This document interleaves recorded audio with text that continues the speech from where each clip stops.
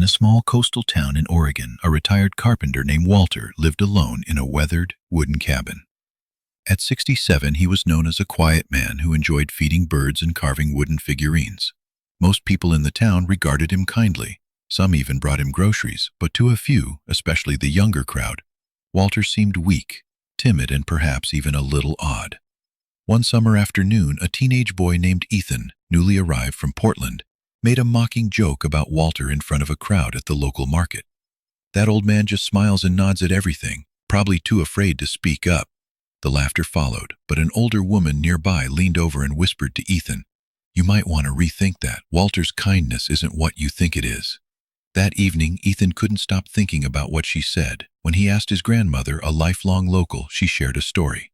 Walter lost everything once, his wife, his son, even his home to a fire. But he never lashed out, never asked for sympathy. He just helped rebuild other people's homes while living in a trailer himself. He chooses peace because he's known real chaos. This story struck a chord with Ethan.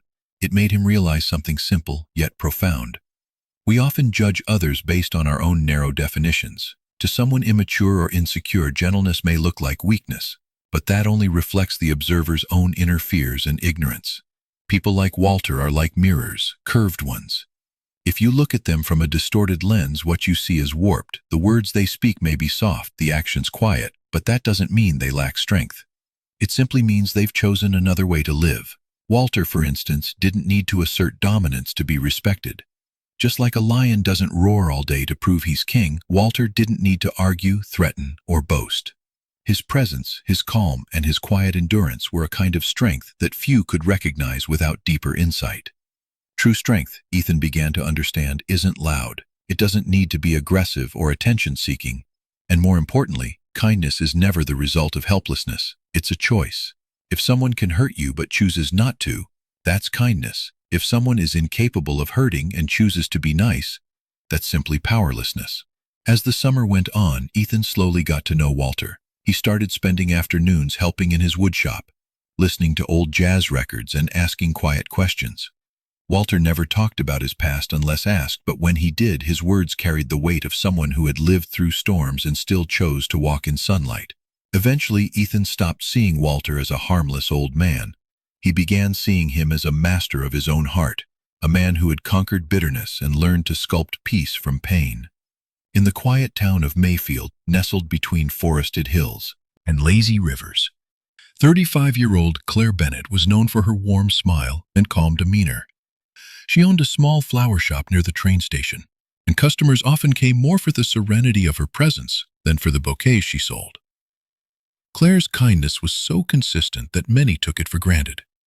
Some assumed she was simply passive, too nice to stand up for herself.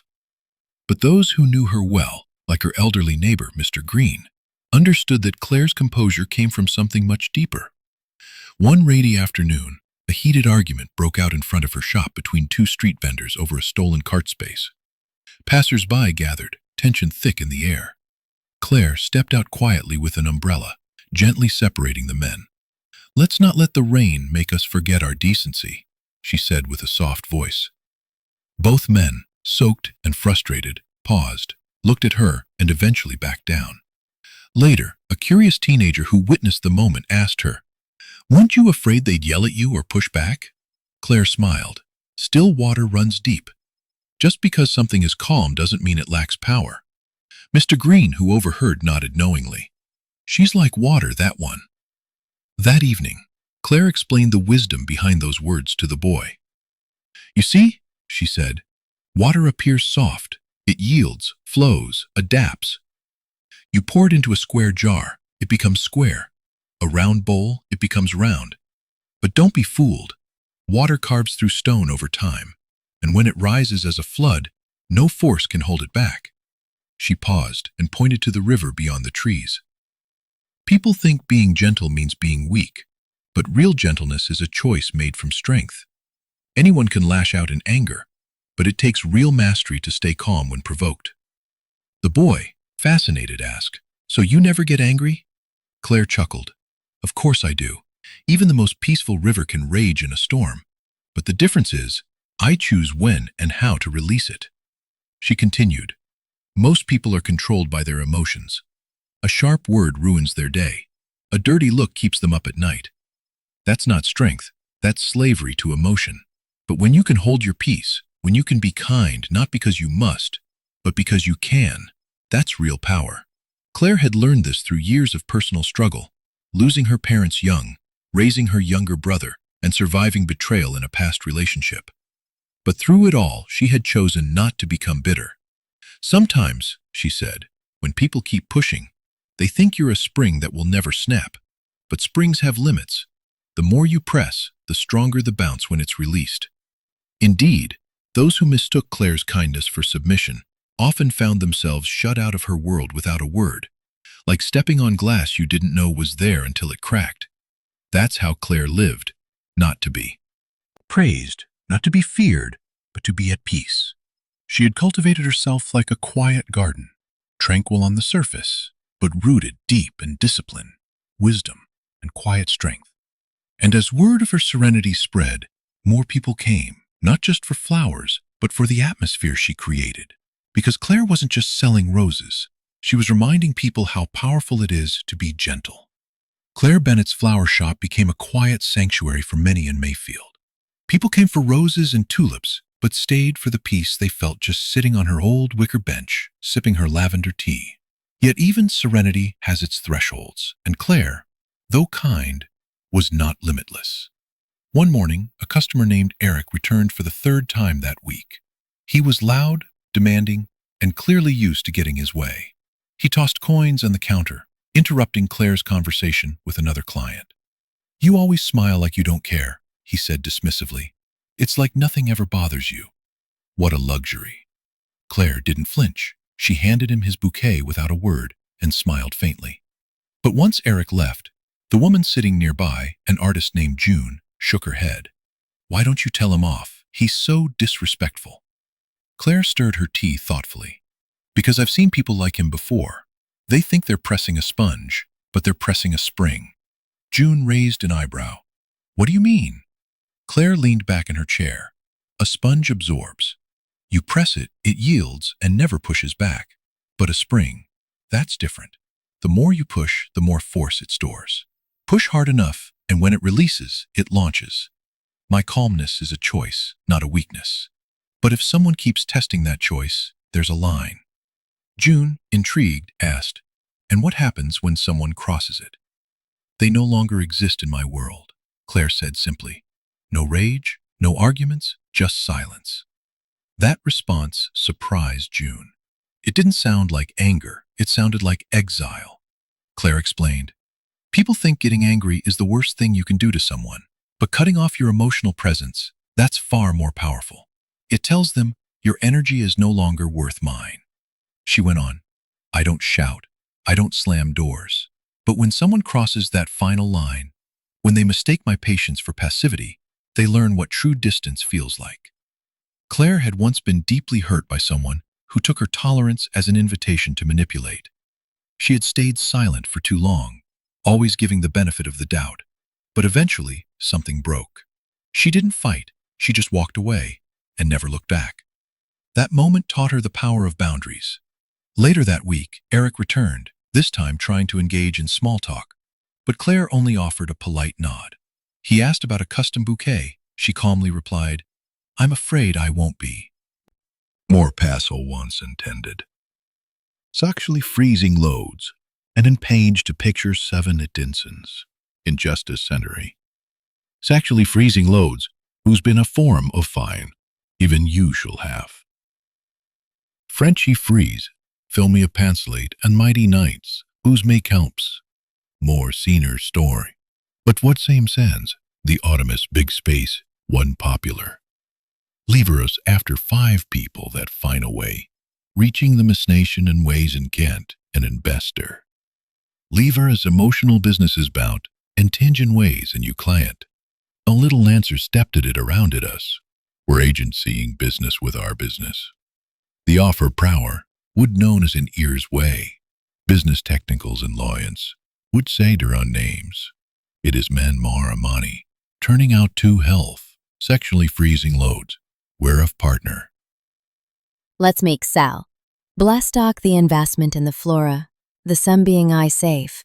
It's asking flirter, the similars, and that's calm step, and become specialists for the next time. And gets one. Lever is multiple, as always built in what's after Morano. What people do, anything I would help to page. Let's make sell. One main one money, without the investment of time. This ways, informs, trains, then organizing rights, then making better, brings for help and do that side. Resistance. It became erasure. The person pushing too far would find themselves not hated, not scolded, but simply no longer included. Claire would greet them with politeness, but their influence would stop at her door. It's scarier than anger, June once said. You don't even argue, you just disappear them. Claire laughed. That's not cruelty, it's clarity. I don't owe anyone my energy if they refuse to respect the space I've built. And so, the lesson grew. People aren't always what they seem. The one who jokes, listens, and lets things slide may actually have the strongest boundaries of all. Behind every kind person is a line, sometimes invisible, but very, very real. Claire's story reminded the townspeople of something essential. Real goodness doesn't mean eternal access. Kindness is not permission. Gentleness is not weakness. And silence doesn't mean agreement. It often means restraint. At the heart of it all, Claire believed in three things. Never treat feelings casually, never toy with people's hearts, and never waste the gift of connection. She spoke these lessons gently, but her life demonstrated them with unshakable resolve. She had mastered the art of saying no without speaking it loudly. It was a chilly November morning when Claire received a call from Ava, a woman she hadn't spoken to in over a year. Once close friends, their bond had frayed after Ava repeatedly took advantage of Claire's patience. Now Ava sounded desperate. Claire, I need your help. Please, I don't know who else to call. Claire didn't hesitate. She showed up. That's who she was. But something had shifted. Her help this time came with a distance, a quiet reserve. She brought soup and listened, but the warmth that once filled their interactions was gone, like a fire reduced to embers. Later that evening, as Claire sipped chamomile tea by her window, she reflected on what had been lost. Some things, she whispered to herself, don't come back once they're broken. She thought about the nature of trust, how fragile it is, how long it takes to build, and how quickly it can be shattered when someone plays with it like a game. Ava had been that kind of person. She often used others' kindness to her advantage, flattering when she needed something, vanishing when she didn't. She spoke differently depending on who was around, and treated sincerity like a bargaining chip. At first, Claire gave her the benefit of the doubt, but over time, patterns emerged. The manipulation, the insincerity, the gaslighting, and worst of all, Ava never saw anything wrong with it. People like Ava think they're clever, Claire thought. They believe they're in control, always one step ahead. But what they don't realize is that life keeps a ledger. The heart remembers, and the world responds. When you play with people's emotions, Claire once taught something inside yourself. She went on, manipulation might get you short-term favors, but in the long run, it destroys the most important currency anyone has, trust. And once trust is lost, it's like cutting down the bridge between two hearts. Even if you rebuild it, the structure is never the same. The townspeople had their own unspoken awareness of such things. They saw how Claire treated everyone with equal respect until the day she didn't. And when she finally stopped opening her door to someone, people understood. That person had crossed an invisible line. But there was more than just moral clarity in Claire's philosophy. She understood the spiritual weight of betrayal. When you deceive others, she once said, you collect resentment. And that resentment is like smoke. It clings to you, follows you, and sometimes comes back as fire. She didn't believe in revenge, but she believed in energy, how the pain you cause would eventually come back, if not from the person you hurt, then from life itself. And there was fate, the mysterious force that brought people into each other's lives. Claire believed fate was sacred. Think about it, she told June once. Out of billions of people in the world, 2 hearts cross paths. That's not random, it's rare. But we squander it. We assume it's endless. We test it, bruise it, and sometimes destroy it without even realizing. In the days that followed, Claire continued to support Ava, but only in the barest way. The depth of their bond was gone. It wasn't punishment. It was reality. A connection once rich in laughter and trust had been stretched too thin, then finally snapped. And Claire had learned sometimes the kindest thing you can do is walk away before someone breaks what's left. The first snow fell quietly over Mayfield that December. Claire stood at the window of her flower shop, watching flakes collect on the bare branches outside. She held a mug of tea close to her chest, her breath fogging the glass. A pair of customers chatted softly near the display table, but Claire's mind was elsewhere, on the past, on people who had come and gone. She thought again of Ava. Though Claire had shown up when needed, the friendship hadn't recovered. It couldn't. The thread that had once connected their hearts had frayed too deeply. They could still speak, even smile, but something sacred had been lost. People think fate is unbreakable, Claire murmured to herself, but even the strongest rope wears down with enough strain. She remembered something her grandmother once told her. Even if a thread is retied, the knot will always remain. It may hold, but it will never be smooth again. That's what happened when people took others for granted, especially those who loved them the most. Repeated carelessness, like constant tugging on a delicate string, eventually caused irreversible damage.